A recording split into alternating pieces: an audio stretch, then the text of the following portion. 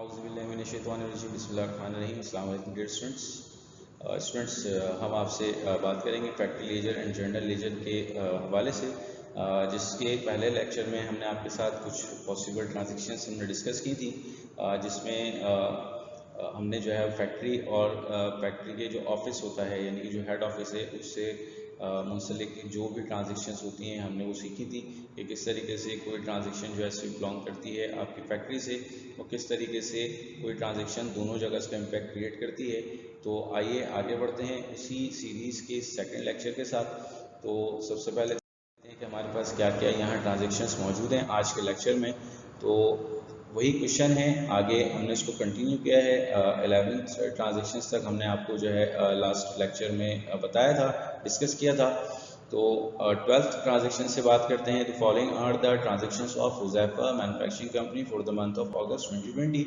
तो 12th transaction में बताया गया कि डायरेक्ट लेबर यूज़ की गई थी 95,000, इनडायरेक्ट लेबर जो थी वो यूज़ की गई थी 5,000 और ट्रांसफ़र किया गया था payroll to head office for processing 1 lakh rupees. और इसकी डिडक्शंस हुई थी किस सूरत में, प्रोविडेंट की सूरत में जो प्रोविडेंट फंड होता है, और उसके अलावा इनकम टैक्स की सूरत में जो है वो 10% यहाँ डिडक्शंस हुई थी। उसके बाद स्टूडेंट्स पेमेंट की जो नेट पेरोल था उसको पेमेंट कर दिया गया और उसके बाद आगे बढ़े और बताया गया कि ऑफिस स्टाफ की सैलरी थी 50,000, उसमें से भी डिडक्शंस हुई और प्रोविडेंट फंड 10% है और इनकम टैक्स जो है यहाँ 10% है। इसी तरह 17 पे चले जाते हैं तो पेमेंट ऑफ ऑफिस सैलरीज की बात कर लेते हैं। तो यहाँ ऑफिस सैलरीज भी पे की गई उसी तरीके से after deduction of provident fund and income tax. फिर आगे बढ़ते हैं स्टूडेंट्स और 18 को बताया गया, 18th में बताया गया कि फैक्ट्री ओवरहेड अप्लाई किया गया टू प्रोडक्शन 50,000। 19 में कहा गया कि employer contributed to payroll equal to employees contribution, यानी कि यहाँ इससे मुराद स्टूडेंट्स प्रोविडेंट फंड के हवाले से याद रखिएगा। प्रोविडेंट फंड की जो पॉलिसी होती है उसमें जितना एम्प्लॉय का डिडक्शन होकर अमाउंट जमा होता है उतना ही कंट्रीब्यूशन एम्प्लॉयर की तरफ से यानी कि जो मालिक होता है उसकी तरफ से कंट्रीब्यूट किया जाता है। और इसी तरीके से आगे बढ़ते हैं 20 में भी कुछ इसी तरह कहा गया कि employer contributed to office salaries equal to employees contribution, यानी कि एम्प्लॉयर ने ऑफिस सैलरीज से जो प्रोविडेंट फंड डिडक्ट हुआ था उतनी ही अमाउंट ऑफिस सैलरीज के ऑफिस के जो स्टाफ था उनके प्रोविडेंट फंड के अकाउंट में जमा कराई फ्रॉम कंपनी साइड। फिर इसी तरह 21 की बात करते हैं तो 21 में बताया गया कि डेप्रिसिएशन ऑन फैक्ट्री एसेट से 20,000 और रिकॉर्ड्स जो रखे जाते हैं वो ऑफिस में रखे जाते हैं। तो ऑब्वियस सी बात है कि यहाँ जो डेप्रिसिएशन है वो ज़रूर चार्ज होगा, फैक्ट्री पे ही प्रोडक्शन पे ही इसका इम्पैक्ट जाएगा, लेकिन इसकी जो बुक है वो रखी जाती है चूँकि ऑफिस, तो जो अलाउंस का अकाउंट है वो जनरेट होते ही ट्रांसफ़र कर दिया जाएगा ऑफिस में। आइए आगे बढ़ते हैं स्टूडेंट्स और फिनिश गुड्स की बात करते हैं। तो फिनिश गुड्स यहाँ मैन्युफैक्चर्ड हुई यानी कि जो फिनिश्ड होके जो माल निकला वर्किंग प्रोसेस है वो 2,60,000 था। 23rd में कहा जाता है कि फिनिश गुड्स जो है वो ट्रांसफ़र की गई to office for selling purpose rupees 1,50,000, यानी कि जो माल यहाँ मैन्युफैक्चर्ड हुआ था उसको ट्रांसफ़र किया गया, कहाँ ट्रांसफ़र किया गया, ऑफिस किया गया सेलिंग पर्पस के लिए। और लास्ट में 24th को सोल्ड कर दी गई वो finish goods to customer rupees 2,20,000 और जिसकी कॉस्ट थी 1,50,000 रुपीज़ थी। तो स्टूडेंट्स इस तरीके से हमने यहाँ जितनी भी पॉसिबल ट्रांजेक्शन्स थी जो कि हम फैक्ट्री लेजर और जर्नल लेजर के क्वेश्चंस में अपने एग्जाम्स में देख सकते हैं, तो हमने उनको यहाँ तकरीबन लिख लिया है।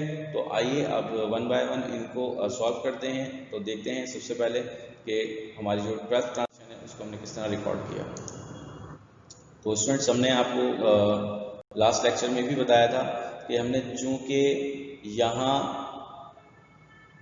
जगह की कमी की वजह से पूरा का पूरा क्वेश्चन एक साथ नहीं लिख सकते थे, तो इसलिए हमने इसको स्प्लिट करके ट्रांजैक्शन वाइज आपके सामने पेश करने की कोशिश की है। तो सबसे पहले स्टूडेंट्स हम वही हेडिंग डाल लेंगे, अगेन जर्नल ऑफिस को हम बनाएंगे जिसमें फैक्ट्री लेजर के नाम से हम अकाउंट खोलेंगे फैक्ट्री का, ऑफिस मेंटेन करेगा इस बुक को।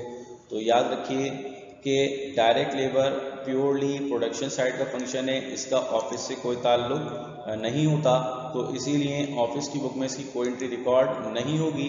जबकि अगर बात करें फैक्ट्री की बात करें तो फैक्ट्री में जर्नल लेजर के नाम से हम ऑफिस का अकाउंट खोलेंगे, लेकिन चूँकि यहाँ ये प्योरली जो फंक्शन है वो सिर्फ और सिर्फ आपकी फैक्ट्री का है तो इसलिए यहाँ सिंपल जिस तरह आप जॉब ऑर्डर कॉस्टिंग में डायरेक्ट लेबर को रिकॉर्ड करते थे उसी तरह रिकॉर्ड करेंगे तो वर्क इन प्रोसेस डेबिट हो जाएगा और 95,000 इसकी अमाउंट थी और पेरोल के नाम से यहाँ इसको रिकॉर्ड करेंगे, पेरोल क्रेडिट हो जाएगा। याद रखिए स्टूडेंट, इससे पहले हमने जितनी भी अकाउंटिंग अभी तक पढ़ी इसमें हमने एक्रूड पेरोल यूज़ करा है, लेकिन आपको याद दिलाते चलें कि हमने जब लेबर कॉस्टिंग पढ़ी थी तो वहाँ जितनी लेबर जनरेट होती थी तो वो पेरोल ही होती थी, उसके बाद उसकी प्रोसेसिंग होती थी और जितनी भी डिडक्शंस होती थी उसके बाद जाके हम नेट पेरोल की जो अमाउंट निकालते थे उससे हम एक्रूड पेरोल की एंट्री को रिकॉर्ड करते थे। तो यहाँ भी चूँकि ये ग्रॉस पेरोल है तो इसलिए हमने इसको पेरोल लिखा है। अगर आप चाहें तो इसको ग्रॉस पेरोल के नाम से भी यहाँ रिकॉर्ड का हिस्सा बना सकते हैं। और हमने इसकी नरेशन लिखी कि to record direct labour assign to production, चूँकि ये असाइन की गई है प्रोडक्शन को इसलिए हमने यहाँ इसको ये नरेशन दी है। आइए अपनी नेक्स्ट ट्रांजेक्शन को देखते हैं जिसमें बताया गया 13 में कि इनडायरेक्ट लेबर यूज़ की गई। तो जिस तरह डायरेक्ट लेबर का ट्रीटमेंट किया था उसी तरह हम इनडायरेक्ट लेबर का भी ट्रीटमेंट करेंगे स्टूडेंट्स। इसका भी ऑफिस से कोई ताल्लुक नहीं है तो इसीलिए इसकी भी कोई एंट्री ऑफिस की बुक में रिकॉर्ड नहीं होगी। जबकि अगर फैक्ट्री की बात करें तो फैक्ट्री में इसको हम रिकॉर्ड करेंगे, जिस तरह सिंपल हम इनडायरेक्ट लेबर को रिकॉर्ड करते हैं तो FOH कंट्रोल के नाम से हम इसको डेबिट करेंगे और 5,000 इसकी अमाउंट है और पेरोल इसकी जो हम क्रेडिट कर देंगे चूँकि हमारे ऊपर लायबिलिटी जनरेट हो गई है on account of indirect labour. उम्मीद करते हैं स्टूडेंट ये बात भी आपकी समझ आई होगी। आइए आगे बढ़ते हैं और देखते हैं कि किस तरीके से हमने यहाँ अपने जो पेरोल है अब उसको ट्रांसफ़र किया, क्योंकि अभी तक सिर्फ रिकॉर्ड किया गया था डायरेक्ट लेबर और इनडायरेक्ट लेबर को, लेकिन चूँकि तमाम का तमाम काम फैक्ट्री से रिलेटेड वो ऑफिस में ही प्रोसेस हो रहा होता है तो यहाँ जो पेमेंट भी प्रोसेस की जाएगी पेरोल की वो भी फैक्ट्री ही प्रोसेस की जाएगी। तो इस सूरत में हेड ऑफिस से इस सूरत में जो है फैक्ट्री से हेड ऑफिस हमें जो है इस पेरोल को ट्रांसफ़र करना पड़ेगा और उसके अलावा फिर देखते हैं आगे हम किस तरीके से इसको पूरा करते हैं। तो एक फेज़ में काम नहीं होगा बल्कि इसको हमें दो तकरीबन इसकी जो है हमें ट्रांजेक्शन्स को एंट्रीज को रिकॉर्ड करना पड़ेगा इस एक ट्रांजेक्शन को रिकॉर्ड करने के लिए। तो सबसे पहले हम ट्रांसफ़र की बात करते हैं तो देखते हैं कि ऑफिस ने किस तरह रिकॉर्ड किया। मैंने इस एंट्री को 14A असाइन किया और फैक्ट्री लेजर यहाँ डेबिट हो रहा है चूँकि फैक्ट्री से अब रिसीवेबल जनरेट होगा, चूँकि ऑफिस जो है फैक्ट्री के अकाउंट पे उसकी पेरोल की पेमेंट करेगा तो बदले में उससे हिसाब भी लेगा। तो उस सूरत में फैक्ट्री लेजर यहाँ स्टूडेंट डेबिट हो जाता है वर्थ रुपीज़ 1 लाख, 1 लाख रुपए की ट्रांसफ़र हुई है क्योंकि इसमें डायरेक्ट और इनडायरेक्ट दोनों लेबर्स शामिल हैं। तो 95,000 आपको याद होगा कि डायरेक्ट लेबर थी जबकि 5,000 यहाँ इनडायरेक्ट लेबर थी। तो इस सूरत में 1 लाख रुपए का जो पेरोल शीट है वो ट्रांसफ़र की गई ऑफिस में और पेरोल यहाँ चूँकि आ गया रिसीव कर लिया तो पेरोल लाइबिलिटी के तौर पे यहाँ जनरेट हुआ तो पेरोल यहाँ क्रेडिट हो जाता है 1 लाख रुपीज़ से और इसको हमने लिखा टू रिकॉर्ड फैक्ट्री पेरोल। ये स्टूडेंट्स हम आपको याद दिलाते चलें कि ये जो एंट्री हमने बनाई है ये हमने बनाई है ऑफिस में। आइए बात करते हैं कि फैक्ट्री की बात करते हैं तो फैक्ट्री में क्या काम हुआ है। तो फैक्ट्री ने पहले तो पेरोल के तौर पे लायबिलिटी जनरेट की थी तो अब चूंकि फैक्ट्री ने ये अपनी लायबिलिटी ट्रांसफ़र की है हेड ऑफिस तो पेरोल यहाँ इस सूरत में डेबिट हो जाता है। चूँकि अब पेरोल यहाँ ख़त्म हो रहा है, लायबिलिटी ख़त्म हो रही है और इसके बदले जनरल लेजर को क्रेडिट किया जाएगा, यानी कि अब ये भी हिसाब जो है लायबिलिटी के तौर पे मौजूद है फैक्ट्री के ऊपर कि देना है ऑफिस को। तो 1 लाख रुपीज़ से ही इसको रिकॉर्ड कर लिया। तो बिल्कुल ब्रांच की तरीके से जिस तरह हम इसका ट्रीटमेंट करते हैं इसी तरह फैक्ट्री और ऑफिस के दरमियान ये ट्रीटमेंट चल रहा है। तो इस तरीके से स्टूडेंट्स हमने क्या करा कि हमने रिकॉर्ड किया transfer of payroll to office. तो इस तरीके से स्टूडेंट्स एक पेज इस ट्रांजेक्शन का हमने मुकम्मल किया। आइए अब दूसरे पेज की तरफ बढ़ते हैं। तो स्टूडेंट इस पेज में याद रखिए कि अब पेरोल जो है ट्रांसफ़र हो चुका है ऑफिस। तो इस सूरत में अब फैक्ट्री का इस ट्रांजेक्शन में इस एंट्री में यानी कि जो सेकंड इसका पार्ट इसमें कोई ताल्लुक नहीं होगा, आप देखेंगे इंशाल्लाह। तो आइए सबसे पहले ऑफिस की बात करते हैं। चूँकि ऑफिस ने पेरोल रिसीव किया था 1 लाख रुपीज़, अब इसमें से डिडक्शंस की जाएंगी तो उस सूरत में जो पेरोल का अकाउंट है ख़त्म किया जाएगा। तो 14B के नाम से हमने इसको रिकॉर्ड किया और पेरोल हमने डेबिट किया पूरी 1 लाख रुपीज़ के अमाउंट से और उसके बाद जो भी डिडक्शंस हुई नंबर 1 एक डिडक्शन है इनकम टैक्स की। तो इनकम टैक्स 1 लाख रुपए पर 10% के हिसाब से बना तो उस सूरत में लायबिलिटी के तौर पे जनरेट हुआ, इसलिए इसको क्रेडिट में रिकॉर्ड करेंगे। चूँकि ये आपको स्टेट को पे करना होता है, आप कलेक्ट करते हो ये अपने एम्प्लॉय से ऑन बिहाफ ऑफ गवर्नमेंट, तो उस सूरत में ये टैक्स लायबिलिटी के तौर पे जनरेट होता है कंपनी के ऊपर। तो यहाँ इसको क्रेडिट साइड में रिकॉर्ड किया गया, 10,000 रुपीज़ इसकी अमाउंट आई। इसी तरीके से स्टूडेंट्स प्रोविडेंट फंड हमने कैलकुलेट किया, तो 1 लाख रुपीज़ के ऊपर 10% जब हमने प्रोविडेंट फंड कैलकुलेट किया तो 10,000 इसकी अमाउंट आई। याद रखिए स्टूडेंट, ये भी लायबिलिटी के तौर पे ही जनरेट होता है कंपनी पे, क्योंकि इन फ्यूचर एम्प्लॉयज़ को ये पेमेंट की जाती है from the side of employer on account of provident fund, तो इसलिए ये भी लायबिलिटी के तौर पे यहाँ जनरेट हुआ। और हमने इन डिफरेंसेस को लिया तो हमें पता ही लगता है कि 1 लाख रुपीज़ जो कि इनकम जो जनरेट हुई थी एक्सपेंस लेबर के तौर पे, तो उसमें से टैक्स लायबिलिटी के तौर पे प्रोविडेंट फंड के तौर पे जो है वो 10,000 यानी कि 20,000 रुपये रोक लिए गए। और एक्चुअली अब जो नेट पेरोल है या एक्रूड पेरोल है जो एक्चुअली लेबर को पे की जानी है, उसकी अमाउंट आएगी 80,000, क्योंकि 1 लाख में से 10,000 इनकम टैक्स के डिडक्ट हुए और 10,000 ही प्रोविडेंट फंड के डिडक्ट हुए। और इसको हमने रिकॉर्ड किया कि to record deduction of provident fund and income tax. आइए स्टूडेंट अब आगे बढ़ते हैं और देखते हैं कि इसका प्रैक्टिस से चूंकि कोई ताल्लुक नहीं था, तो इस सूरत में आप देखें यहाँ इसकी कोई भी एंट्री को हम रिकॉर्ड नहीं करेंगे। स्टूडेंट नेक्स्ट ट्रांजेक्शन को देखते हैं, और नेक्स्ट ट्रांजेक्शन है हमारी पेमेंट ऑफ एक्रूड पेरोल। तो याद रखिए स्टूडेंट्स, पेरोल जो जनरेट हुआ है वो 15,000 रुपीज़ का जनरेट हुआ, 95,000 रुपीज़ का जनरेट हुआ है। तो अब इसकी पेमेंट की जाएगी, तो चूंकि पेमेंट भी की जा रही है तो ऑफिस से ही पेमेंट की जाएगी। तो ट्रांजेक्शन नंबर 15 में एक्रूड पेरोल डेबिट हो जाएगा 80,000 रुपीज़ से, और बैंक से चूंकि पेमेंट की जा रही है तो बैंक यहाँ क्रेडिट हो जाएगा। एसेट में कमी आई तो क्रेडिट साइड में इसको रिकॉर्ड करेंगे 80,000 रुपीज़, और यहाँ हमने नरेशन में इसको लिखा to record payment of accrued payroll. अब स्टूडेंट देखिए, इसका भी कोई इम्पैक्ट आपके फैक्ट्री अकाउंट पे ट्रांसफ़र नहीं होगा, यानी कि आप फैक्ट्री ऑफिस में इसकी कोई रिकॉर्डिंग नहीं होगी, क्योंकि उन्होंने पेरोल ट्रांसफ़र कर दी थी ऑफिस। अब ऑफिस ने सारी प्रोसेसिंग करके उसकी पेमेंट भी कर दी है, तो इसका भी ताल्लुक आपके फैक्ट्री से नहीं है, तो इस सूरत में भी यहाँ कोई एंट्री रिकॉर्ड नहीं हुई।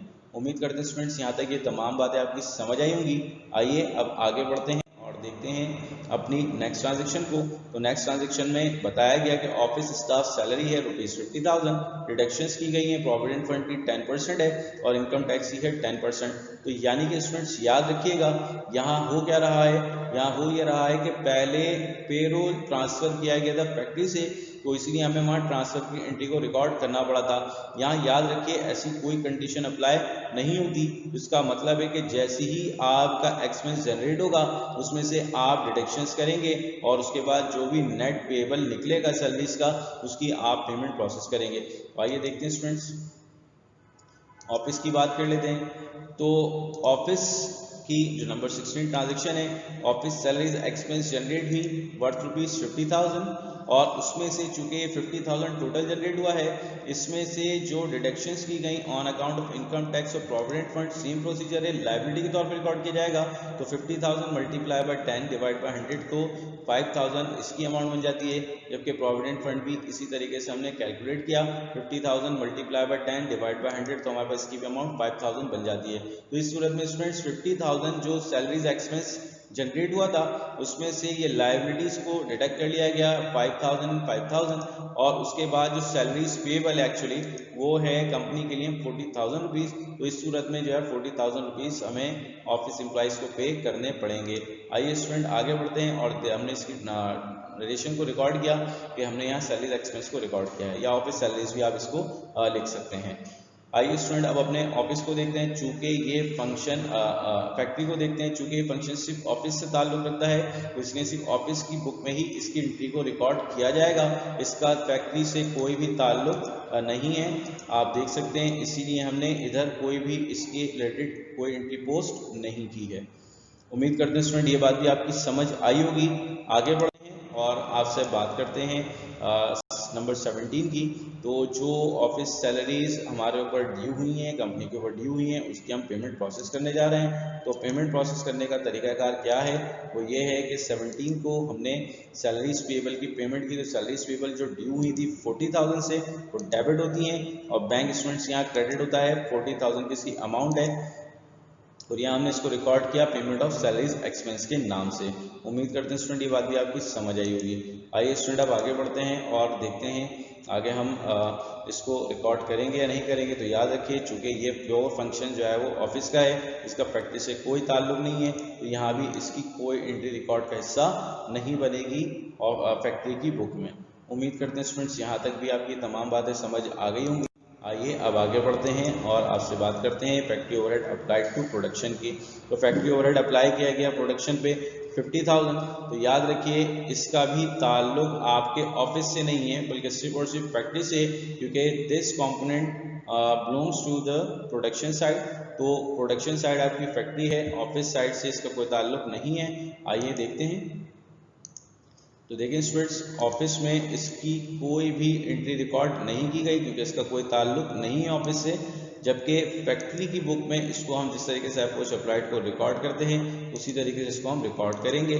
तो वर्क इन प्रोसेस के नाम से हम इसको रिकॉर्ड करेंगे। वर्क इन प्रोसेस डेबिट हो जाएगा 50,000 रुपीज़ और एफओएच अप्लाइड यहाँ क्रेडिट हो जाएगा 50,000 रुपीज़। और हमने इसको नरेशन दी कि रिकॉर्ड किया हमने factory overhead applied to production. उम्मीद करते हैं स्टूडेंट ये बात भी आपकी समझ आई होगी। आइए अब आगे बढ़ते हैं और आपसे बात करते हैं employee contribution of provident fund to payroll equal to employees contribution. यानी कि अगेन जो हमने आपको बात की थी कि प्रोविडेंट फंड में जो है एम्प्लॉयर का कंट्रीब्यूशन भी रिकॉर्ड किया जाएगा।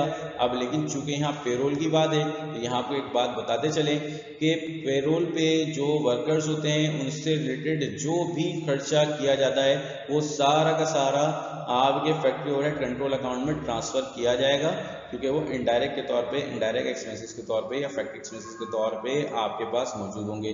तो चूंकि पेमेंट तो बिल्कुल आपके ऑफिस से ही की जाएगी, लेकिन एक्चुअली इसका जो बर्डन है एक्सपेंस के तौर पे इसको प्रोडक्शन पे ट्रांसफ़र किया जाएगा ताकि उसकी कॉस्ट में उसको एडजस्ट किया जा सके।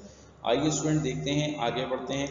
तो हम ऑफिस की बात करते हैं। तो ऑफिस में यहाँ जो एंट्री हमारे सामने आई वो आई फैक्ट्री लेजर डेबिट और 10,000 रुपये और प्रोविडेंट फंड क्रेडिट, यानी कि यहाँ लायबिलिटी जनरेट हुई प्रोविडेंट फंड की, इस वजह से यहाँ इसको क्रेडिट किया गया, जबकि फैक्ट्री लीजर को डेबिट इसलिए किया गया क्योंकि सबसे पहले ये एक्चुअली कंपाउंडिंग के इफेक्ट के साथ आपको नज़र आ रहा है। तो सबसे पहले यहाँ आपको बताते चलें कि हमने क्या चीज़ रिकॉर्ड की होगी।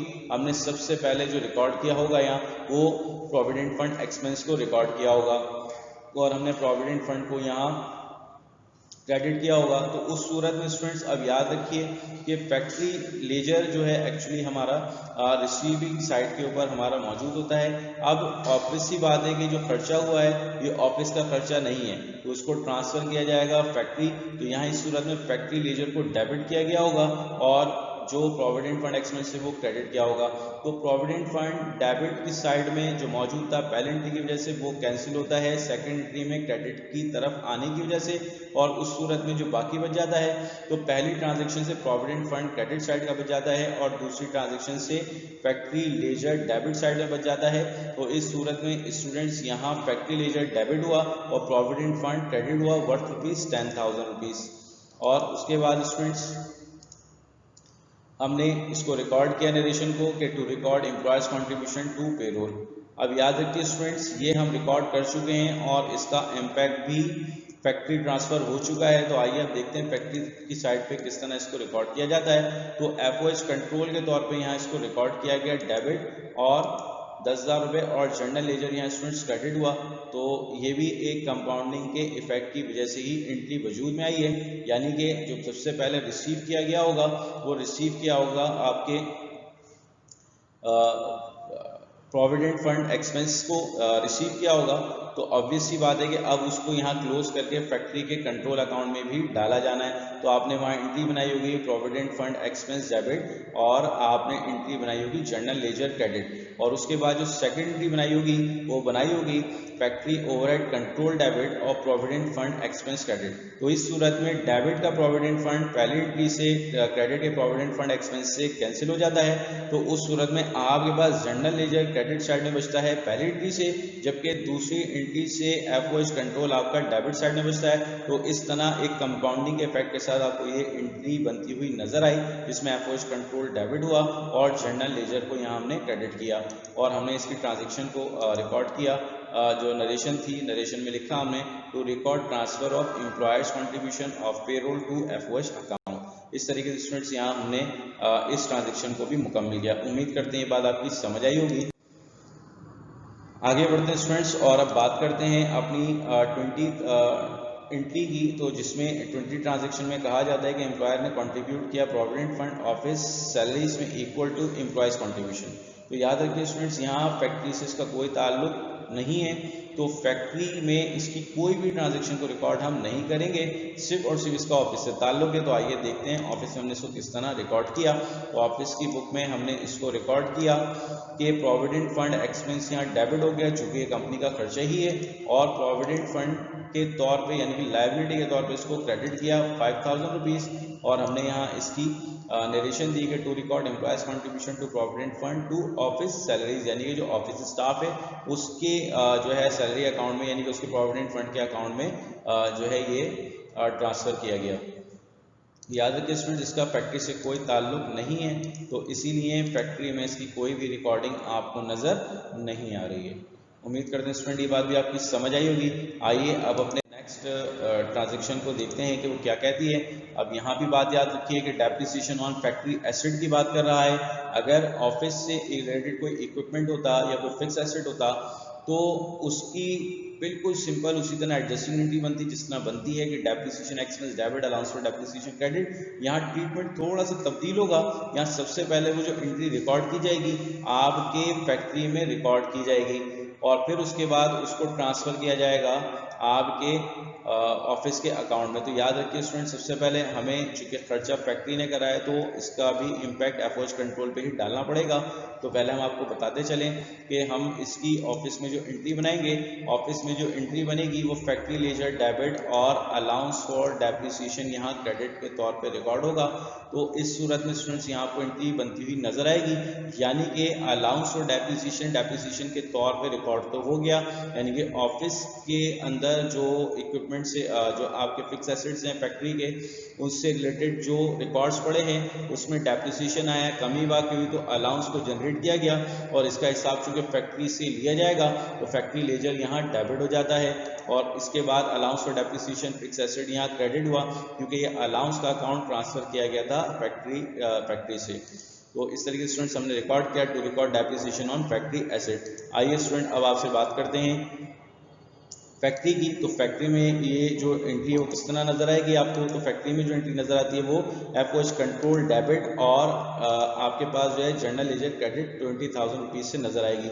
स्टूडेंट याद रखिए ये भी एक कंपाउंडिंग के इफेक्ट से बनी हुई एंट्री है, एक कंपाउंड एंट्री है। तो इसमें सबसे पहले हमने क्या करा होगा, चूंकि फैक्ट्री ने यहाँ मशीन को रखा हुआ है तो फैक्ट्री ने यहाँ एंट्री रिकॉर्ड की होगी, depreciation expense debit, allowance for depreciation credit, सबसे पहले ये एंट्री रिकॉर्ड की गई होगी।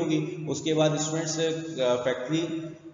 फैक्ट्री ने उस एक्सपेंस को भी क्लोज किया होगा, डेप्रिसिएशन एक्सपेंस को, तो वहाँ एंट्री बनी होगी एफओएच कंट्रोल डेबिट और डेप्रिसिएशन एक्सपेंस क्रेडिट। तो इस तरीके से स्टूडेंट्स एक ट्रांजैक्शन वहाँ से जनरेट हुई, और उसके बाद स्टूडेंट जो अलाउंस फॉर डेप्रिसिएशन था अब थर्ड फेज में उसको ट्रांसफर किया जाएगा, कहाँ, ऑफिस ट्रांसफर किया जाएगा। तो उस सूरत में स्टूडेंट्स अलाउंस फॉर डेप्रिसिएशन जो क्रेडिट हुआ था पहले एंट्री के अंदर उसको हमने डेबिट किया होगा, और उस सूरत में उसको डेबिट करने के बाद जनरल लेजर को क्रेडिट किया होगा, चूंकि ये अकाउंट ट्रांसफर हुआ है फैक्ट्री, और लायबिलिटी के तौर पे फैक्ट्री लेजर जो जनरल लेजर है वो क्रेडिट किया गया होगा।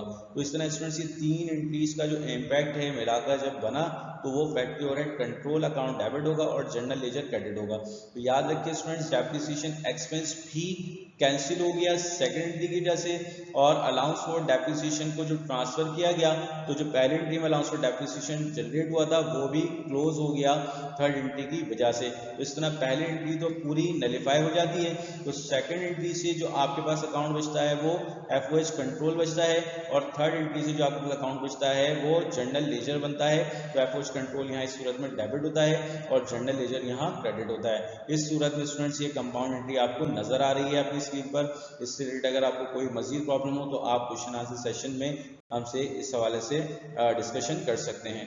आइए स्टूडेंट अब नेक्स्ट क्वेश्चन की तरफ चलते हैं, नेक्स्ट ट्रांजैक्शन की तरफ चलते हैं। तो नेक्स्ट ट्रांजैक्शन में हमने क्या करा, नेक्स्ट ट्रांजैक्शन में स्टूडेंट्स हमने यहाँ फिनिश गुड्स मैन्युफैक्चर्ड हैं उनको रिकॉर्ड करेंगे। तो याद रखिए प्योर ऑफिस का फंक्शन नहीं है बल्कि आपकी फैक्ट्री का फंक्शन है। तो ऑफिस में इससे रिलेटेड कोई एंट्री आपको रिकॉर्ड होती हुई नज़र नहीं आएगी। और इस सूरत में ऑफिस आगे बात करते हैं फैक्ट्री की। तो फैक्ट्री के अंदर जो सिंपल हम एंट्री जॉब ऑर्डर में सीख कर आए हैं फिनिश गुड्स की वही रिकॉर्ड करेंगे। तो यहाँ फिनिश गुड्स डेबिट हो जाएंगी और 2,60,000 रुपीज़ इसकी अमाउंट है और वर्क इन प्रोसेस यहाँ क्रेडिट हो जाएगा 2,60,000 रुपीज़ से और हमने इसको रिकॉर्ड किया टू रिकॉर्ड फिनिश गुड्स। इस तरह स्टूडेंट्स हमारी ये भी ट्रांजैक्शन यहाँ रिकॉर्ड का हिस्सा बन जाती है। आइए अब आगे बढ़ते हैं और देखते हैं अपनी नेक्स्ट ट्रांजैक्शन क्या बताया जाता है। तो बताया गया कि finish goods transfer to office for selling purpose, यानी कि ऑफिस ट्रांसफ़र किया गया है गुड्स को। याद रखिए मैंने आपको पहले भी बताया कि फैक्ट्री का फंक्शन सिर्फ और सिर्फ प्रोडक्शन करना है, इसके अलावा और कोई फंक्शन नहीं है। जबकि ऑफिस का फंक्शन तमाम के तमाम ऑपरेशंस को बिजनेस के कैरी करना है। उस सूरत में जो सेल्स पार्ट है वो आपके ऑफिस का हिस्सा होता है। तो सबसे पहले फैक्ट्री फिनिश गुड्स को ट्रांसफ़र करेगी ऑफिस और उसके बाद इसको बेचा जाएगा। तो आइए देखते हैं कि ऑफिस ने इसकी क्या एंट्री बनाई। तो चूँकि ऑफिस में फिनिश गुड्स आई हैं तो फिनिश गुड्स डेबिट हो गया और अब चूँकि हिसाब किताब जो फैक्ट्री से लेना था तो उसमें कमी आएगी, क्योंकि वजह यह है कि जितनी भी लायबिलिटी जनरेट हुई थी फैक्ट्री की तो उसने सिर्फ काम यही करना था, उसके अगेंस्ट उसको गुड्स प्रोड्यूस करके देने थे। तो उस सूरत में कंपनी ने जैसी ही पेमेंट की तो हमारा रिसीवेबल यानी कि ऑफिस साइड का रिसीवेबल कम हो जाता है। तो फैक्ट्री लेजर यहाँ इस सूरत में क्रेडिट हो जाएगा और अमाउंट इसकी 1,50,000 रुपीज़। तो इस तरह जो है स्टूडेंट्स ये एंट्री वजूद में आई कि to record receipt of finish goods from factory, factory से ऑफिस ने फिनिश गुड्स को रिसीव किया। आइए स्टूडेंट्स अब आगे बढ़ते हैं और देखते हैं कि इसका ऑफिस से क्या ताल्लुक है। तो ऑफिस में जो एंट्री रिकॉर्ड हुई तो वो रिकॉर्ड हुई स्टूडेंट्स जर्नल लेजर डेबिट करेंगे और 1,50,000 से और फिनिश गुड्स यहाँ क्रेडिट करेंगे। तो अगेन चूँकि फिनिश गुड्स यहाँ से चली गई है फैक्ट्री से तो फिनिश गुड्स यहाँ क्रेडिट हो गई और जर्नल लेजर यहाँ डेबिट हो जाएगा, क्योंकि जो लायबिलिटी है अब फैक्ट्री के ऊपर जो ऑफिस की लायबिलिटी उसमें भी कमी वाक़ई हो गई है। और हमने इसकी जो नरेशन रिकॉर्ड की वो की to record transfer of finish goods to office. उम्मीद करते हैं स्टूडेंट ये बात भी आपकी समझ आई होगी। आइए आगे बढ़ते हैं और देखते हैं अपने नेक्स्ट सेक्शन को। तो उसके अंदर स्टूडेंट्स आपको बताया जाता है कि sold finish goods rupees 2,20,000, cost है 1,50,000 रुपीज़। यानी कि अब बेचने का जो ताल्लुक है वो सिर्फ और सिर्फ ऑफिस से है, तो इसका मतलब है कि इसका फैक्ट्री से कोई ताल्लुक नहीं है। तो आप देखेंगे स्टूडेंट्स के फैक्ट्री में इसकी कोई भी ट्रांजैक्शन रिकॉर्ड हुई नज़र आपको नहीं आएगी। तो अगेन जो हमने जॉब ऑर्डर में इसकी एंट्री को सीखा था वही एंट्री बनाएंगे। चूँकि परमिशन सिस्टम में काम करते हैं तो इसलिए हमें राइट आफ्टर सेल्स कॉस्ट को भी रिकॉर्ड करना पड़ेगा। तो स्टूडेंट्स यहाँ हमने एंट्री बनाई, चूँकि गुड्स बेची गई हैं और अज्यूम ये कर रहे हैं कि हमने उधार पे बेची हैं तो इसलिए अकाउंट्स रिसीवेबल यहाँ डेबिट हो जाएगा और जो सेलिंग प्राइस है इसकी सेल्स की जो अमाउंट है वो है 2,20,000 रुपीज़, जबकि सेल्स यहाँ क्रेडिट हो गई 2,20,000 रुपीज़ से और हमने यहाँ इसकी ट्रांजेक्शन को जो रिलेशन उसको रिकॉर्ड किया to record sales on credit. आइए स्टूडेंट आगे बढ़ते हैं। कॉस्ट ऑफ गुड्स सोल्ड की बात करते हैं। तो कॉस्ट ऑफ गुड्स सोल्ड भी सेम डेट में रिकॉर्ड की गई। तो कॉस्ट ऑफ गुड्स सोल्ड यहाँ डेबिट होती है 1,50,000 रुपीज़ की कॉस्ट है जो कि आपको नज़र आ रही है अपनी स्क्रीन के ऊपर कॉस्ट के तौर पे और फिनिश गुड्स इस सूरत में यहाँ क्रेडिट हो जाता है 1,50,000 रुपीज़। तो उम्मीद करते हैं स्टूडेंट ये बात भी आपकी समझ आई होगी और आप